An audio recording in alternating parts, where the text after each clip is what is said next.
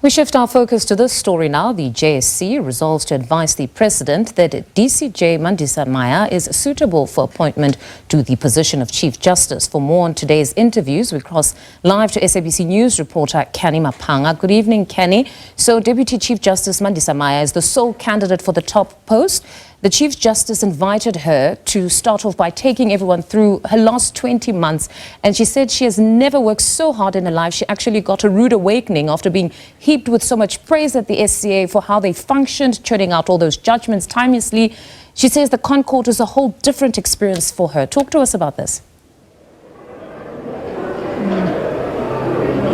Well, good evening to you, Mfundo, and to the viewers at home. Indeed, as you correctly stated, the JSC has made a big development following the second day of its interviews in the May leg, which sought to interview for the Chief Justice, the SCA, as well as the Deputy President of the Supreme Court of Appeal. Now, following deliberations that were just closed off just shortly 10 minutes ago, the JSC has resolved to advise President Ramaphosa to appoint Deputy Chief Justice Mandisa Maya to the position of Chief Justice. That means we will now have our first woman black Chief Justice here in the country, 30 years since the dawn of democracy. All that's missing now, Fundo, is for the President to give the final nod and appoint her officially as the Chief Justice of the country. We know that the former Chief Justice, or the current Chief Justice rather, Raymond Zondo, will be retiring in August. So we know there is a little bit of time before the President can make that final appointment. We know that this was part of the consultative process, and he was from the beginning considering her as the sole successor of Zondo. Now, there are quite a number of ideas that she has clarified in her mission statement during her interview earlier today, which includes the appointment of more judges, having smaller panels over cases and appeals, as well as addressing the poor infrastructure of our courts across the judiciary in the length and breadth of South Africa. But to elaborate further on some of these ideas or practical ideas that she's placed before the court, I am joined by Judges Matter researcher Mbegazeli Benjamin. You may know Judges Matter. They are the judicial watchdog, always keeping a close eye on the activities of the judiciary. Quite a progressive, transformative move by the JSC to advise the President. We know that she was a sole candidate, and this is the second time that she's appearing before the JSC, but she's finally gotten that nod, or it's the second nod by the JSC, and it's actually quite clear that it's possible that the final nod by the President will happen, as she's the sole candidate that has been recommended. How do we reflect on this first woman Chief Justice, the first woman black Chief Justice for the country's judiciary, 30 years since the dawn of democracy? Yeah, it is a historic moment, Kenny. Chief Justice Maya, well, Deputy Chief Justice Maya, soon to be Chief Justice Maya, he is a judge who's been in the judiciary for a number of years, so she has a track record as a judge, which she showcased today in the interview. But also symbolically, it means a lot for our country. South Africa will be one of the few countries in the world that has a woman leading their judiciary, and so it is a historic moment for our country, celebrating 30 years of democracy, but also for our judiciary as an institution globally. For the first time, I think we've seen an interview where the candidate has been drawn on questions that solely focus on the judiciary and the Constitutional Court itself, with not much about politics in this interview.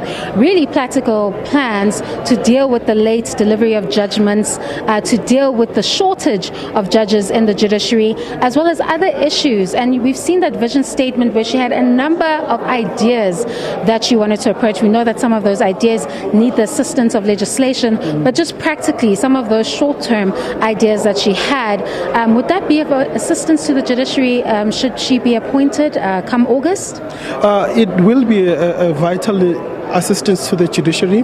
The main thing that she spoke about was the administration of the courts. Her vision is for the administration to move from the hands of the Minister of Justice currently to the hands of the judiciary, so that they have a bigger say in how the courts are administered, how the budgets for the judiciary is spent. All of that is important because she wants the courts to function better, to move much faster than they do, to deliver justice much faster than they do. The second part was focused on the constitution Constitutional Court itself.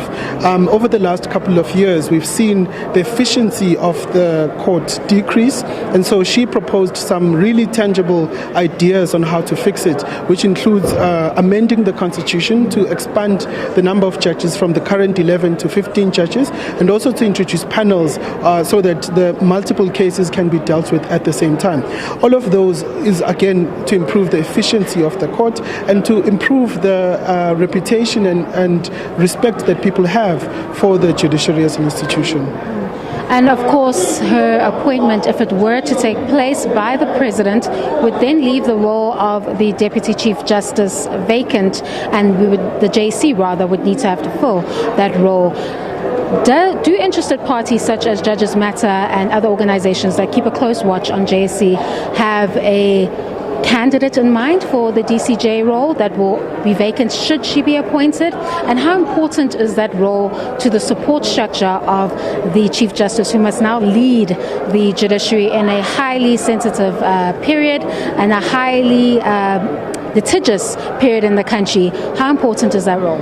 So as Judges Matter, we firstly start with the qualities that we need from a Deputy Chief Justice. First of all, we need someone who is an excellent judge, because if appointed, they would be part of the Constitutional Court. And so we need someone who's going to hit the ground running and be able to be effective at the Constitutional Court. We need someone who's a team player, because they will have to work with the Chief Justice in order to execute this vision that Justice Maya spoke about earlier. We also need someone who's going to be able to earn the respect of the judiciary, because the role of the DCJ is quite important in enforcing the code of conduct. In as much as the Chief Justice is the chairperson of the Judicial Conduct Committee, the DCJ is the one who makes sure that that committee functions efficiently. So we need someone who's very strong on those qualities.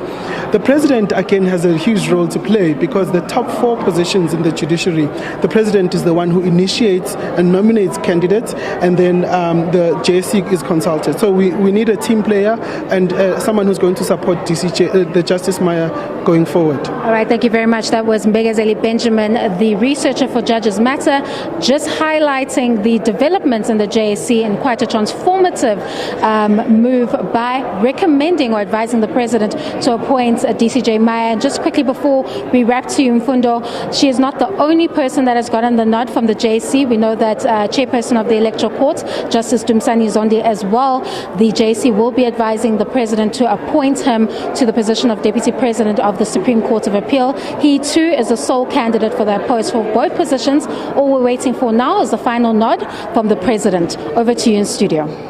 Thank you very much for that reportage. That's SABC News reporter Canny Maphanga.